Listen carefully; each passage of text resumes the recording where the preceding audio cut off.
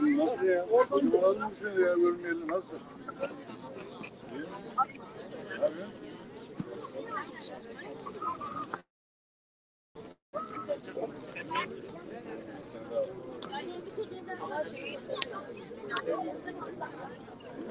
Hayır.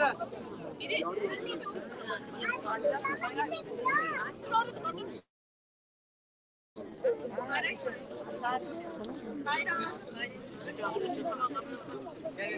Bir tık değil aşağı doğru çekeyim.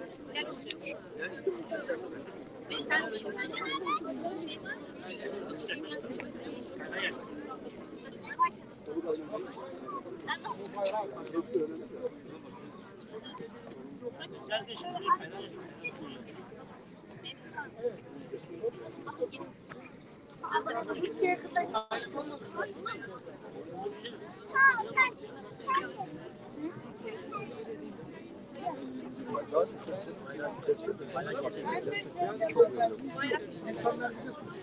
Hayır, ağaç kesiyorlar. Karakoldan çağırdılar. Sen ağaç kesim cezası. Nedir bu cezası? Ben diyorum evime zarar veriyorum. Yani olsun diyor. Ormandan diyor. Ağaç. Ama bakın. Herkes önemli. 30 tane ağaç kesiyorlar. Bir ağaç yerine 30 tane ağaç kesiyorlar. Çok kalabalık bir katılım olmuştu başka illerde. Bugünkü rezalet. Yani ya işte burada rica ederim. Gel. Ne oldu?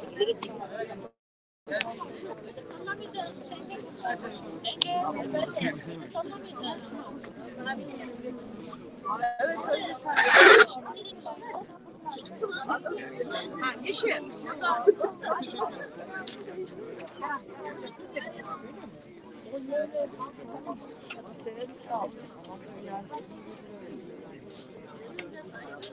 Bu sene girmiyordun ama ama bu sene hazırlanmak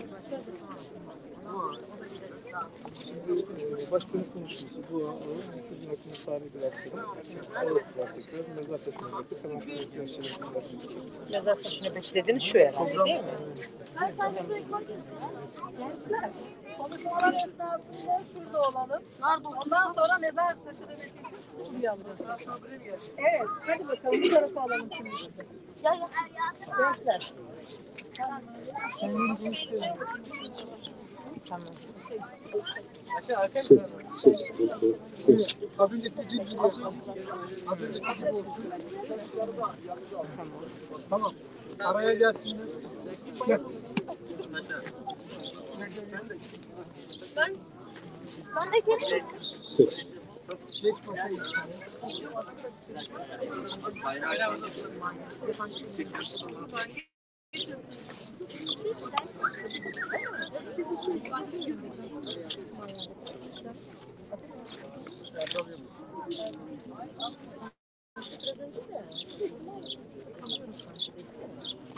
Evet. Büyük Çerkes sürgününün 159. yılında her yıl olduğu gibi 21 Mayıs anma etkinliği için buradayız. Öncelikle burada bulunan herkese teşekkür ediyorum. 1864 yılında resmi olmayan rakamlara göre 1,5 milyona yakın Çerkes bir ay içinde sürgüne tabi tutulurken yol şartları, salgın hastalıklar, açlık gibi nedenlerden dolayı yaklaşık 500 bin Çerkes hayatını maalesef kaybetmiştir. Diasporadaki Çerkezler olarak artık sürgünün acı tablosu ile yüzleşmeye, sesini herkese duyurmaya, daha görünür olmaya, haklarına sahip çıkmaya, sürgünün getirdiği acıları unutturmamaya hiç olmadığı kadar kararlıyız. Bizler atalarımızın yaşadığı sürgünü unutmadık. Yaşadığımız sürgün coğrafyası başta olmak üzere dünyaya bu sürgünü duyurup gelecek nesillerimize tarihimizi taşımakta kararlıyız. İntikam peşinde değiliz. Çerkez sürgününü, yaşanılan acıları unutmayacağız, unutturmayacağız. Sürgünde hayatını kaybeden, Atalarımıza Allah'tan rahmet diliyorum. Mekanları cennet, ruhları şad olsun. Ayrıca Kafkas Dernekleri Federasyonu yarın, yani 21 Mayıs Pazar günü 18'de, akşam 18'de Çerkez soykırım ve sürgünü anma programı Ankara'da, Anıt Park'ta yapılacaktır. Oraya katılmak isteyenler için de burada duyurmak istiyorum. Çünkü bu program bugün yapmamızın sebebi yarınki programa katılmak isteyen hemşehrilerimizin, Çerkezlerin, Çerkez dostlarının yarını boş kalıp müsait zamanlarını değerlendirmeleri etkinliğimizi bugün planladık. Ondan bu saatte yapıyoruz. Tekrar teşekkür ediyorum. Bir daha böyle acıların, böyle bir trajedinin yaşanmamasını diliyor. Hepinize tekrar burada bulunduğunuzdan dolayı teşekkür ediyorum. Hocam buyurun. Amin. Euzubillahimineşşeytanirracim. Bismillahirrahmanirrahim. Vel asri innel insane lefî husr illellezine âmenû ve amilussâlihâti ve tevâsav bil hakkı ve tevâsav bis sabr. Sadakallahul azîm. Elhamdülillah, elhamdülillah, elhamdülillahillezî yed'amena ve segâna ve cealena minel müslimîn. Nimeti celilullah, bereketi aliyullah, şefaat senden ya Resulallah. İlahi ya Rabbi, okumuş olduğumuz ayeti kerimeyi yüce dergahında kabul eyle. Onlardan hasıl olan sevabı Hazreti Peygamberimizin aziz, latif ruhu şerifine hediye ediyoruz. Sen vasıl eyle ya Rabbi. Yine onlardan da hasıl olan sevabı diye Peygamber Anişan Efendilerimizin, sahabeyin, tabi'in, tövbe tabi'in, ilmi, müştehitlerin, alimlerin, ulemaların, şehitlerin, Doğu Batı'sına ne kadar Müslüman kardeşlerimiz varlarsa onlardan da ruhu şerifine hediye ediyoruz. Sen vasıl eyle ya Rabbi. Yine onlardan da hasıl olan sevabı şuraya toplanmış duamıza amin diyen buradaki kardeşlerimizin de bütün geçmişlerin ruhu şerifine hediye ediyoruz. Sen vasıl eyle ya Rabbi. Yine onlardan da hasıl olan sevabı özellikle 21 Mayıs 1864'te sürgünde canını kaybeden aziz şehitlerimizin de ruhu şeriflerine hediye ediyoruz. Sen vasıl eyle ya Rabbi. İlahi ya Rabbi, onların kabirlerini pür nur, makamlarını cennet eyle ya Rabbi. Kabirlerini cehennem çukurundan bir çukur değil, cennet bahçelerinden bir bahçe eyle ya Rabbi. Taksilatlarına affedip seyyatlarına, hasenatlarına tebdil eyle ya Rabbi. İlahi onları ve bütün geçmişlerimizi ferahun ve reyhanun ve cennetün naim zümresine dahil eyle ya Rabbi. İlahi yine bütün şehitlerimizi ve bütün geçmişlerimizi peygamberimize cennette komşu eyle ya Rabbi. İlahi vatanımızı, milletimizi, bayrağımızı, ezanımızı her zaman daim eyle. Ulusumuza esenlik, milletimize birlik ve beraberlik, devletimize dirlik ve düzenlik ihsan eyle ya Rabbi. Şurada duamıza amin diye kardeşlerimizin vücutlarına sağlık, evlerine huzur, işlerine, iş yerlerine bereket ihsan eyle ya Rabbi. İlahi ya Rabbel alemin, dualarımızı fetekabbeleha Rabbuha bi kabulün hasin ayetinin sırrına mazhar eyle ya Rabbi. Dualarımızı Kabe-i Muazzama'da, Arafat'ta, Müzdelife'de, Mina'da ve Peygamberimizin hafızasında yapılan dualar arasında el-hak eyle ya Rabbi. Bizleri imanla yaratın, imanla yaşamayı ve son nefesimizde buyurun ki Eşhedü en la ilahe illallah ve eşhedü enne Muhammeden abduhu ve resulü diyerekten çile kapayıp huzuruna gelmemizi cümlemize nasip eyle ya Rabbi. Yine 21 Mayıs 1864'te şehit olan kardeşlerimiz için de ayrıyetten Eşhedü en la ilahe illallah ve eşhedü enne Muhammeden abduhu ve resulü. Amin amin ve selamun alel murselin velhamdülillahi rabbil alemin. Allah rızası için, bütün geçmişlerimizin ruhları için ve özellikle 21 Mayıs'ta şehit olan kardeşlerimizin, şehitlerimizin de ayrı ayrı ruhları için lillahi teala'l-Fatiha. Allah kabul etsin. Mekanları cennet olsun inşallah.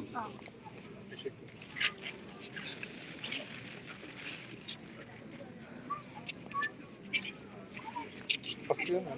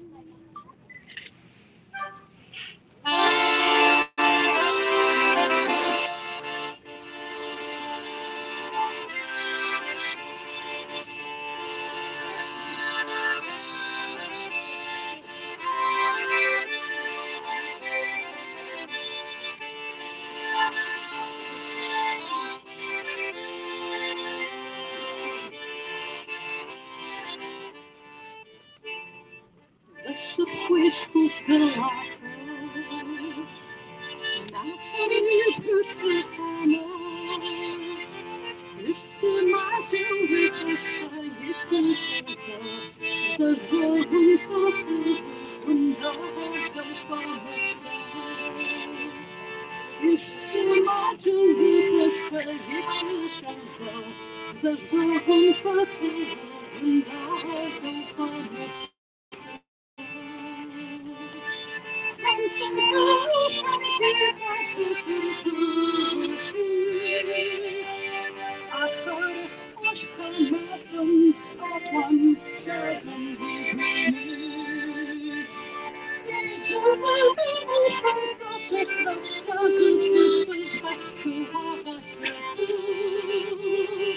Such a hot but just a message in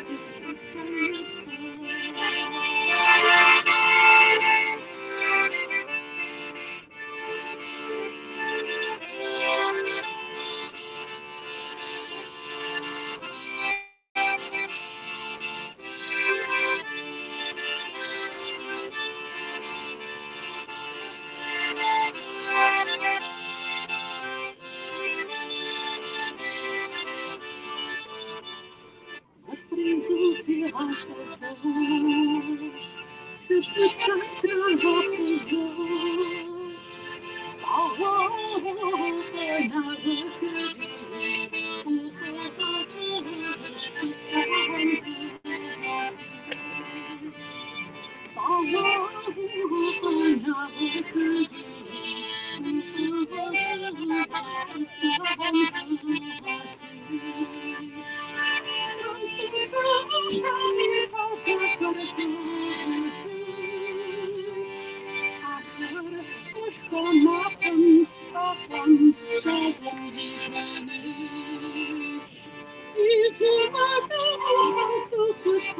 сердца кровавого.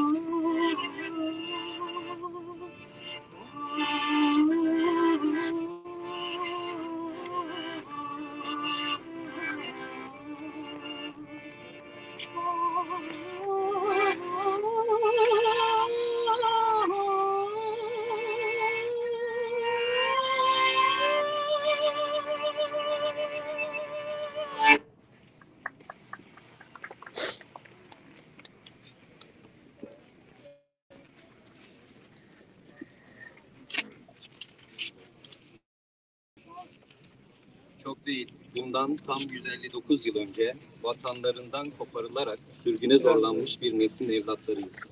Binlerce yıldır Kuzey Kafkasya bölgesinde yaşayan Çerkez Artuları olarak modern dünyanın ilk soykırımlarıyla yüzleşmiş bir neslin evlatlarıyız. Bizler Çarlık Rusyası'nın kanlı oyunlarına kurban edilmiş bir neslin evlatlarıyız. Rus Çarlığı yıllarca başına bela olmuş Don ve Volga Kazaklarına Stanitsa denilen askeri köyler kurarak ve onlara işgal ettikleri topraklardan dağıtarak bir kolonizasyon hattı meydana getirmişti. Böylelikle Rus kölelerin işleyebilecekleri verimli toprakların Kafkasya'dan dağıtılmasının önü açılmış oldu. Bu toprak dağıtım süreci Karadeniz sahil şeridindeki Çerkezlerden temizlenen köy ve kasabalardan başlamak üzere doğuya doğru tüm Kafkasya'ya uzanmıştı. Bu durum Çerkezya ve Abazya'da yerli halkların soykırıma tabi tutularak imhasıyla ve arta kalanların da topluca sürgün edilmesiyle son bulmuştu. Çerkezlerin hızla Kafkasya'yı boşaltmalarının sağlanması için de askeri birlikler şiddet uygulamış, halk, kadın ve çocuklar ayırt edilmeksizin katledilmiş, Çerkezlerin köyleri ve tarlaları yakılmış, halk aç kalıp ölmek ya da sürünmekten başka seçenek bırakılmamıştır. 21 Mayıs 1864'te Soçi sırtlarında Kıbadağ'da gerçekleşen son savaşta Çerkezler mağlup olmuştur. Karadeniz sahillerine sürülen yüz binlerce Çerkez'in perişan haline şahit olan Rus tarihçi Berger'in sözleri 1864 gerçeğini gözler önüne sermiştir. Novrosis Körfezi'nde toplanmış 17 bin dağlının bende bıraktığı korkunç izlenimi hiç unutmayacağım. Yılın bu sert zamanında neredeyse tamamen gıdasız kalan, tifüs ve çiçek salgınıyla kırılan bu halkın hali içler acısıdır. Gökyüzünün altında, çıplak arazide, yırtık elbiselerinin içinde katılaşmış cesediyle yatan genç Çerkes kadının ve biri can çekişen, diğeri de annesinin göğsünden süt emmeye çalışan çocukların manzarası hangi kalbi sızlatmaz? Benzer pek çok sahne gördüm demiştir. Rus subay Ivan Drozdov, Soçi'ye ulaşmaya çalışan, Çerkezlerin mahveden yürüyüşünü günlüğünde erkek, kadın, çocuk, yaşlı bir Çerkez kafile açlıktan ve hastalıktan bitkin cesetler halinde yürürken aç köpeklerin saldırısına uğrayıp canlı canlı yeniyordu ifadesini kullanarak özetlemişti. 1864 Çerkez soykırımından canlarını kurtarabilen Çerkezler oldukça yabancısı oldukları Osmanlı coğrafyasının uzak köşelerine dağılarak farklı etnik, din, mezhep ve kültürden halklarla bir arada yaşama becerisi kazanmıştı. Çerkezler ağırlıklı olarak Osmanlı topraklarına sürülse de İngilizler tarafından gönderilen gemilerle de yağmalanan bir halktan geriye ne kaldıysa Malta, Cebeli Tarık ve hatta Jamaika'ya kadar taşınmıştı. Bizler diasporadaki Çerkezler olarak artık soykırımla yüzleşme, sesini herkese duyurmaya, daha görünür olmaya, haklarına sahip çıkmaya, sürgünün ve soykırımın getirdiği acıları unutturmamaya hiç olmadığı kadar kararlıyız. Bizler atalarımızın yaşadığı soykırım ve sürgünü unutmadık, yaşadığımız sürgün coğrafyası başta olmak üzere tüm bir dünyada sürgünü duyurup gelecek nesillerimize tarihimizi taşımakla kararlıyız. Adil ve barışçıl bir dünyada tüm dünya halkları ile birlikte kimliklerimizi, kültürlerimizi devam ettirebileceğimiz bir yaşam hakkı istiyoruz. Ne bir eksik ne bir fazla. Teşekkürler.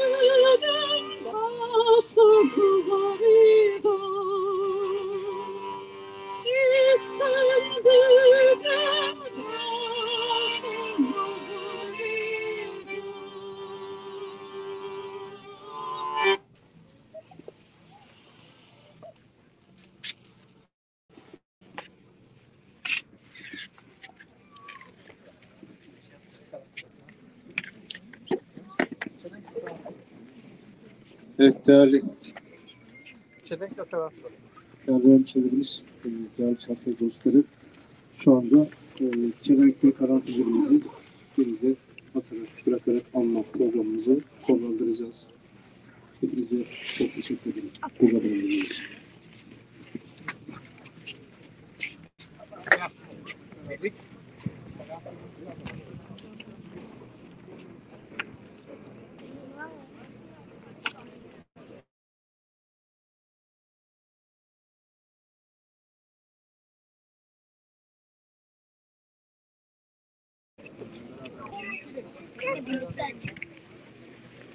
Ben de kaldım.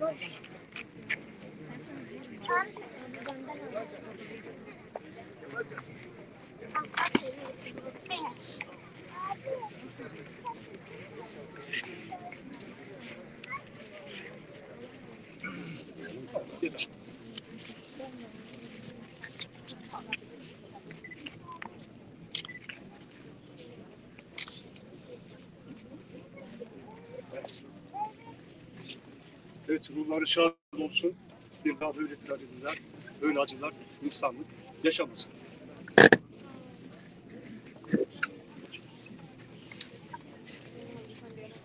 Hazır.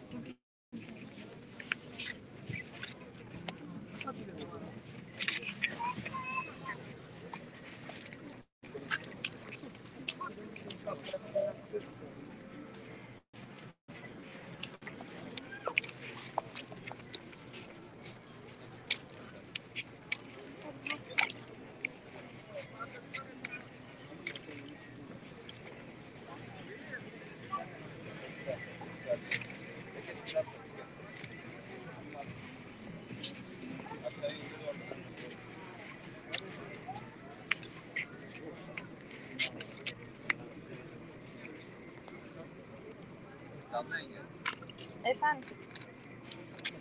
Güray. Bir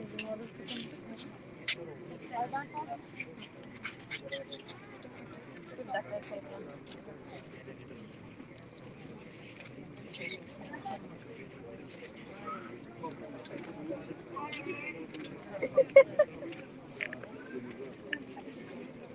Hemen atıyorum. Annem nerede? Anneciğim. Attın mı abi? İntihar etti gibi oldu. Bence de bir intihar etti gibi. Sen de aşağı. Kafkasya'dan gelen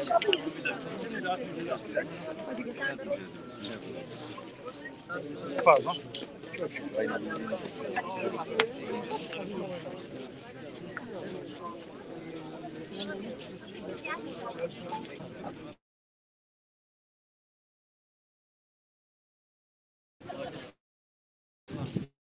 Gel gel abi. Abla Çerkezler'in sayfasına mı paylaşılacak?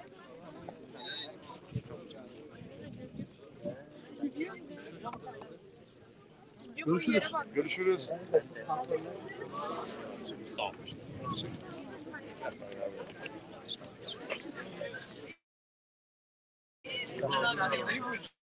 Merhaba, nasılsın?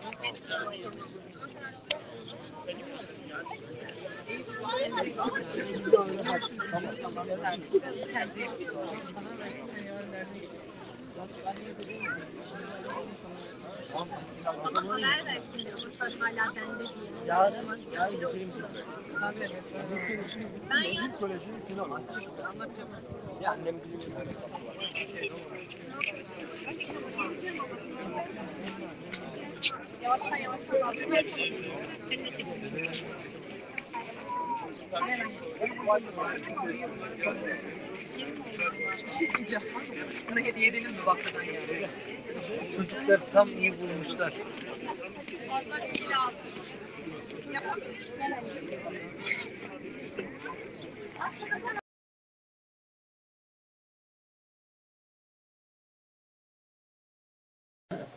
Karaday kuşamar İbn-i Gitmiye marjayı didir.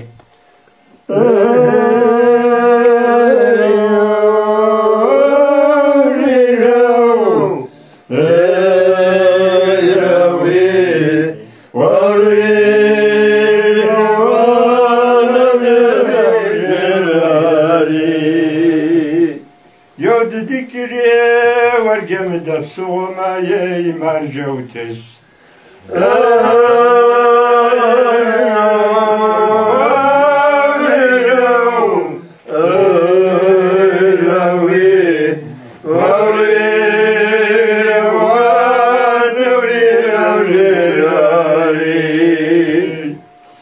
Sashfo shema yigedi kafere ye marjezi fok.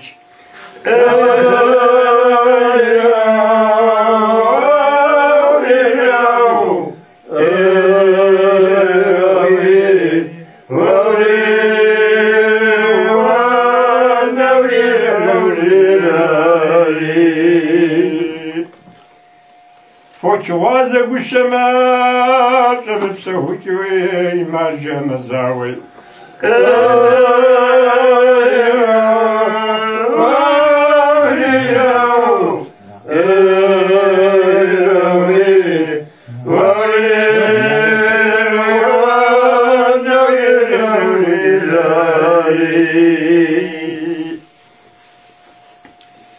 Varza vapariye marja kureygu bagajmi şavubla.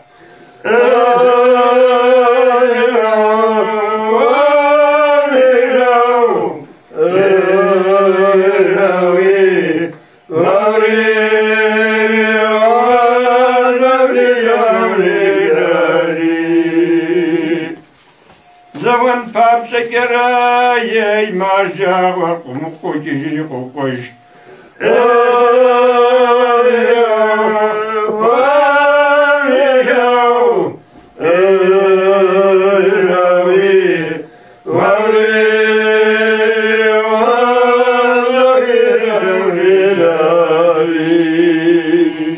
Tokma. Böyle